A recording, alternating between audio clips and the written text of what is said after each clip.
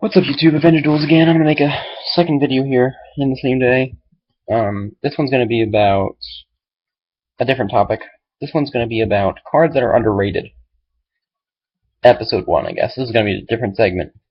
I'm probably gonna do more of this one and the one I did before this. So, this card I'm gonna talk about, as you can see in the title, I'm sure I put it there.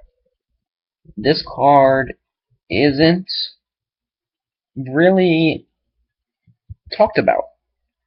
I mean, it is. People talk about it, and people are starting to use it sort of like as a staple, like situational card.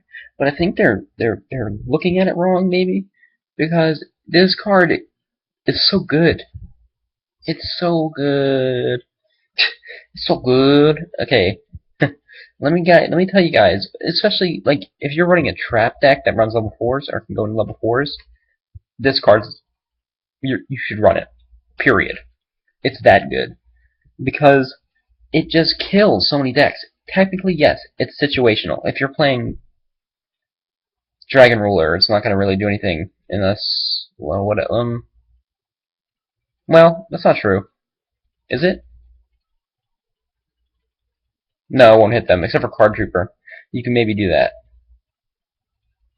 Can't do it on the big dragons, even if they use their second effects, because they just resolve in the graveyard. They activate in the hand, so, yeah, But, want to know the decks it does hit? Here you go, ready for this list? It's stupid. And here's the thing about this list. It doesn't just, like, hurt the deck. It, like, destroys the decks. Like, it completely, like, annihilates them if they can't get rid of it. If they can get rid of it, it's still a turn that you get. Because you can always just chain it to their battle phase or whatever. So, what does this hit? I'm sure there's more, too. Zombie. Good luck. Dark World. Good luck, bro. You better get snow. Fabled. Not that I even replace it. Fire King. Yeah, Fire King, good luck. Good luck activating those effects. And Mermill. Best one of all. Best one of all. But I'm not done. Actually, I don't know why I said and, like to end it, but whatever. Bujin. Too good. Too good. Because, you know, they tried to do Turtle, and then you're like, no, Abyss Dweller. Mad, bro? So, yeah, really good. Madolche pretty much destroys Madolche because they can't get their effects. However, you have to have Abyss Dweller plus another card. Unfortunately for that matchup, though, like they can get around it pretty easily, just because they can be like, okay, well, I can just attack over it. Well, not that easily, but you know what I mean. But if you have, that's what I'm saying. Like, if you're playing a deck that uses traps, that's game. I mean, if you got sufficient trap back row, Abyss Dweller, GG, GG, bro. That goes for anything, like any of those decks I named. It doesn't. I'm trying to think of what it doesn't like kill. Like, it doesn't really kill Mermills because they can just be like, okay, summon Abyss Megalo from hand, summon Abysstius from hand and crash, summon, I don't know, something. They have ways around it a little bit. It's still hard. Like, you have to have a Megalo, and some people don't even run Megalo anymore, which is odd. But I don't know. I don't really know the Mermill archetype that well. I never played it. Or I played it, but I never really experienced the whole thing. Bujin. Yeah, it pretty much kills Bujin, except for Crane. Other than that, yeah, it's dead. Like, it makes the whole deck dead. However, Yamato can just be like, oh, goodbye, Abyss Dweller. But again, with traps, it's GG. Fire King, destroyed. Fabled, no one cares. Dark World, destroyed. Unless they get snow. If they get snow, they can crash it, and then, but it just sets them up bad, because they're wasting a Dark World, and that's important. So yeah. That's just a small list of what it hits. I'm trying to think of the other meta decks. Black Wings, it hit them though. I don't even know what the meta is. What is the meta? I mean, do we even have a meta? Prophecy doesn't hurt them at all. unfortunately. But Eradicator's still there. It's not gone, guys. Eradicator's not gone. It's limited. There's a difference. You can still side the shit. You can still main the shit. I main the shit in some of my decks. And then I draw it sometimes when I'm playing Prophecy. I'm just like, heh. GG. Prophecy sucks, though. Did I just say that? No, Prophecy's alright. It's just...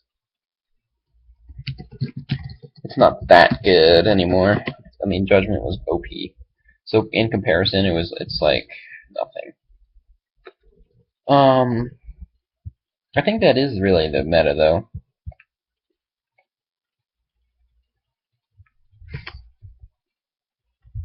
Does it hit GB? No.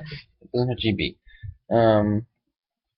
What other meta decks are there? So, sorry I'm going off like a tangent, but basically just saying, this card's good.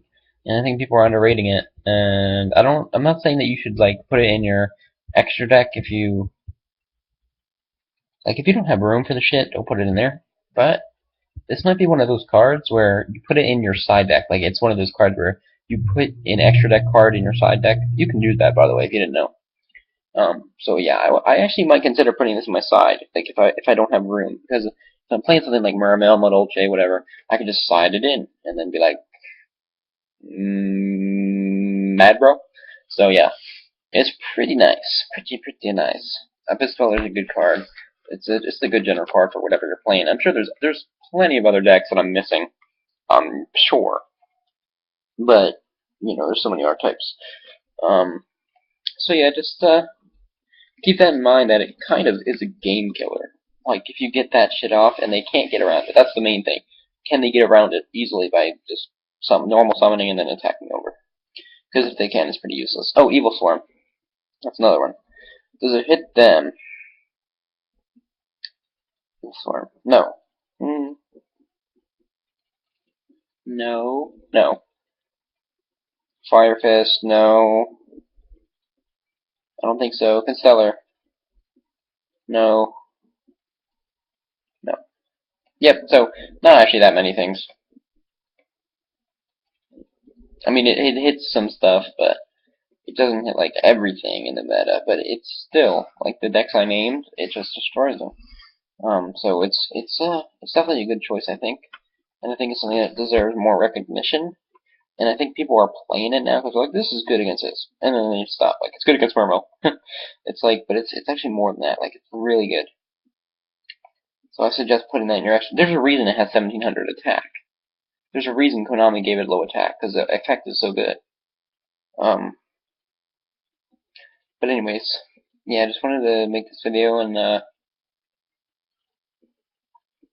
tell you guys how broken I think the card is. It's not really broken, but I mean, it's so good. It's so good, and it also works against Machina Gadgets, because if they go, like, let's say they have Machina Gear Cream, and then they go Machina Fortress, and then you can go Abyss Dweller, and then something else, and then attack over their Machina Fortress, and then they can't get their effects.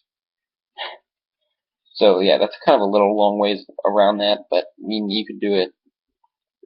Oh, Gravekeepers. Yeah. Goodbye, Recruiter. You mean nothing to me. What else?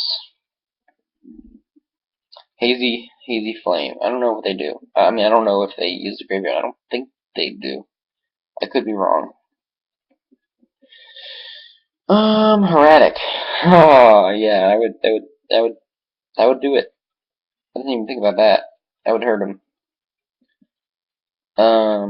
Infernity.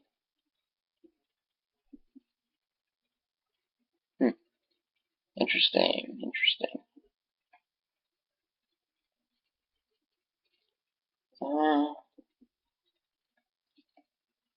Yeah, actually, like, now that I'm thinking about it, it hits so many decks. Lavels, yeah, hits them. A little bit. A little bit.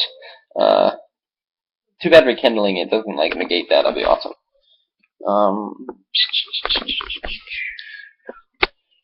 Mermill obviously hits them.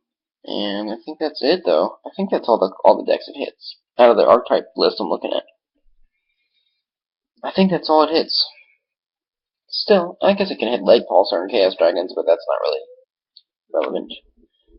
I mean, that doesn't even count. So yeah, that's basically it, guys. Just want to let you guys know what I thought of the card, and this video has gone on way too long. So that's it, guys. Just thought it was underrated. Peace. You Avenger Duels out.